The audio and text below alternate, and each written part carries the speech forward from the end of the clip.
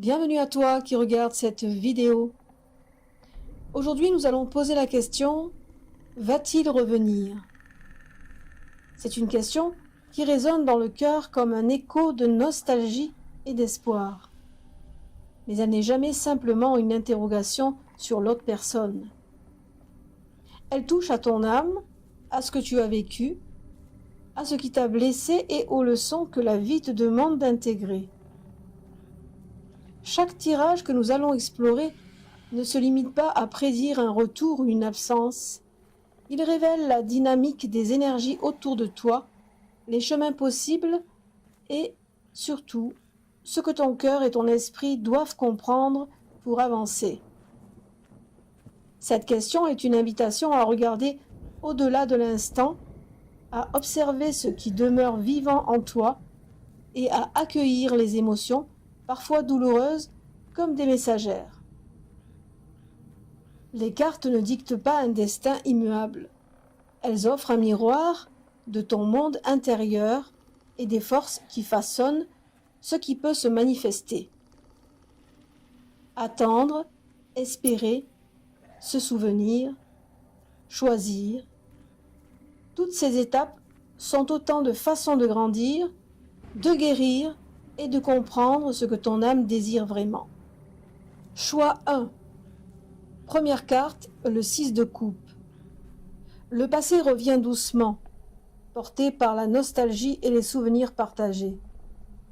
Il y a une énergie de réconciliation, de pardon et de douceur. Les émotions anciennes ne sont pas oubliées. Elles appellent à une guérison profonde, à un dialogue intérieur avec ton cœur. Deuxième carte, le 2 d'épée. Tu te trouves à un carrefour confronté à un choix difficile, souvent lié à la peur ou à la protection de ton cœur. Le retour dépend aussi de ta capacité à ouvrir cette porte intérieure, à faire la paix avec toi-même et à accepter l'incertitude. Troisième carte, l'amoureux. Une connexion profonde persiste, tissée dans le tissu même de vos âmes. Cette carte annonce une possibilité réelle de réunion, à condition que l'amour soit sincère et que les deux parties soient prêtes à s'engager pleinement et consciemment. Voici la synthèse. Ce tirage révèle que la réconciliation est possible, mais qu'elle repose sur l'introspection, le pardon et la sincérité. Le passé peut devenir un guide plutôt qu'un fardeau, et l'amour, lorsqu'il est conscient, peut retrouver sa force. Il te rappelle que le retour n'est pas automatique. Il dépend de la guérison intérieure, de ton ouverture émotionnelle et de la volonté de reconstruire sur des bases solides. Choix 2. Première carte, la tour. La rupture a été un choc, un bouleversement qui a tout détruit pour mieux reconstruire. Cette carte révèle que le retour, s'il survient, ne sera plus jamais comme avant. Elle invite à accepter la fin comme une étape nécessaire, même si elle fait mal.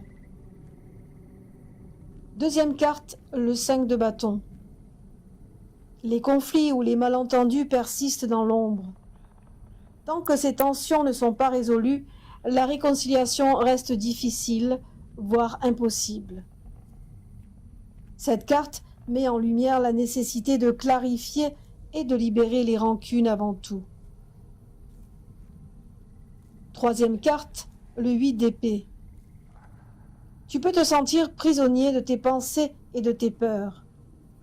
Ce blocage mental empêche non seulement le retour, mais aussi la paix intérieure.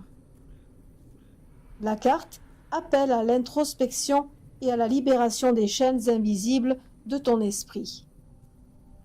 Voici la synthèse. Ce tirage met en lumière la nécessité de la transformation personnelle et de la libération. Il invite à accepter la rupture comme une fin constructive, à régler les conflits non résolus et à dépasser les peurs et blocages mentaux. Parfois, le retour n'est pas la solution, mais la croissance et la sagesse que l'expérience procure. Il rappelle que la vraie force réside dans la capacité à se reconstruire, même quand la douleur est présente. Voilà pour ces deux choix qui, j'espère, t'auront résonné. Le retour ou la séparation n'est jamais seulement une affaire d'autres personnes. C'est une leçon profonde sur toi, sur ton cœur et sur ton âme. Le premier choix te montre que la réconciliation est possible lorsque l'amour est conscient, le pardon est réel et que tu as la force de guérir les blessures du passé. Il révèle que certaines connexions, même interrompues, peuvent renaître transformées et plus fortes, mais seulement si la paix intérieure est atteinte et que le chemin du cœur est ouvert. Le second choix te rappelle que la vie peut exiger des fins nécessaires pour que la transformation s'opère. Parfois, le retour n'est pas la solution. C'est l'acceptation, la libération et la reconstruction qui permettent à ton âme de s'élever. Les obstacles, les conflits et les peurs sont autant de signes que la croissance personnelle précède toute réunion. Quelle que soit la voie que la vie te propose, souviens-toi que c'est ton énergie, ta clarté et ta force intérieure qui façonnent le futur.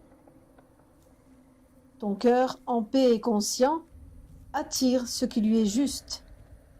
Et tes expériences, même douloureuses, deviennent des outils puissants de sagesse et d'évolution. La question du retour est, au fond, une invitation à te reconnecter à toi-même, à comprendre tes désirs profonds et à honorer la force de ton âme. Pax vobiscum.